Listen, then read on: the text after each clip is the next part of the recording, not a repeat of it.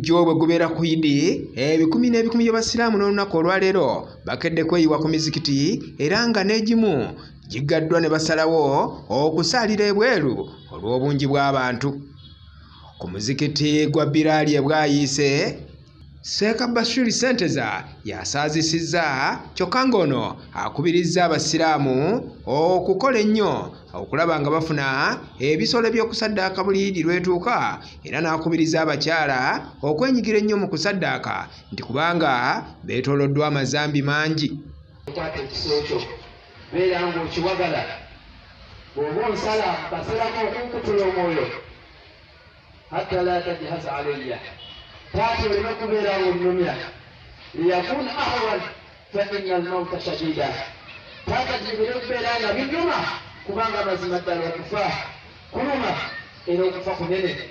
Waqra ala ummi salami nkwegayirire taata bw'okwata ekkubo nodda eri maama wange beera ng'omumpeera salaamu.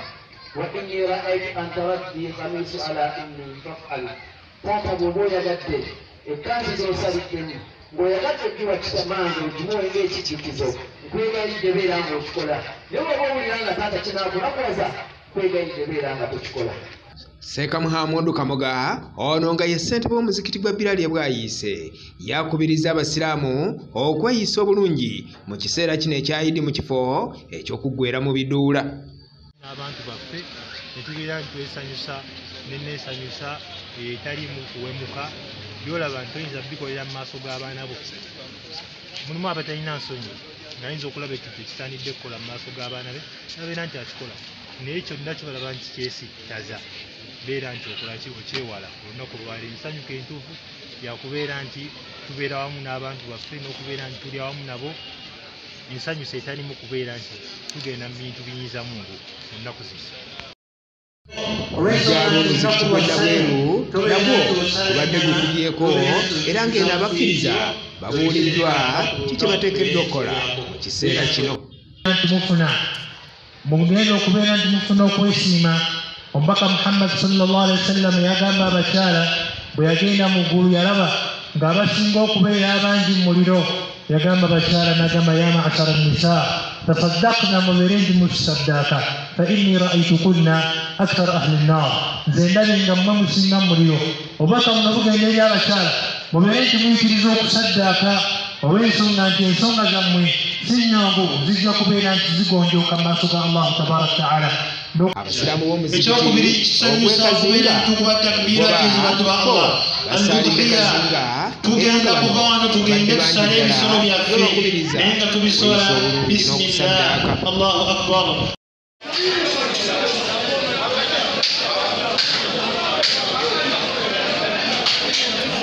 Nvudde ku mizikiti ntuuseeko mu Lufula okubadde ey'okukaleerwe eno ng'abaayo babadde bakaaba nti kubanga ennyama tetambudde bulungi. Bisolo ne tulya ate bw'ogisala ogabanga be naawe olyako n'owaako mikwano gyo n'abateesobola bonna b'osobodde okutuukako nabo n'obawa. N'ebigambo ebyo nsaba Katonda atwongere omukisa ayongere emikisa n'emirembe mu ggwanga lyaffe era atuwe emikisa mu mirimu gyaffe gye tukola gitukuumire ne Uganda ebeewo lubeerera. Assalamu alaikum warahmatullahi wabarakatuh. Ssentebe wa Lufula eno Sulaiman Ssekannyo atunnyonnyodde nti bulijjo basala ente ezikunukkiriza mu 1,000 naye olwaleero we ziweredde essaawa 6-7 nga baakasala ente ezikunukkiriza 2 zokka kw'ossa embuzi. Nti weesanga buli musiraamu alina obusobozi asobola okusala ente oba embuzi oba endiga. Kaakati kitegeeza nti akatale kaba kagaziye nnyo. Ffe ng'abasuubuzi tuba tuvuganya n'abantu bangi ate ng'oli agula yanoonya kusiimibwa Allah ate nga ggwe olowooza nti oyagala kugula ente eyo osobole okuba ng'ofunamuko kalisiki amagoba so ekyo kiba kikyusa emiwendo. Ente tusaze ente ziri 2 ndowooza n'okusobamuko. Mbadde nsaba okatunnyonnyole bulungi tusaze ente bweziti embuzi bweziti endiga bweziti. Ente tuli mu nte nga 2 n'okusobamu katono oba kyatambula mpolampola ate abasiraamu bakava ku mizikiti waliwo era abasalira wano ente zaabwe nazo zikeyongerako. Embuzi tubadde mu mbuzi ezikunuukiriza mu 400 ezibadde zaakasale.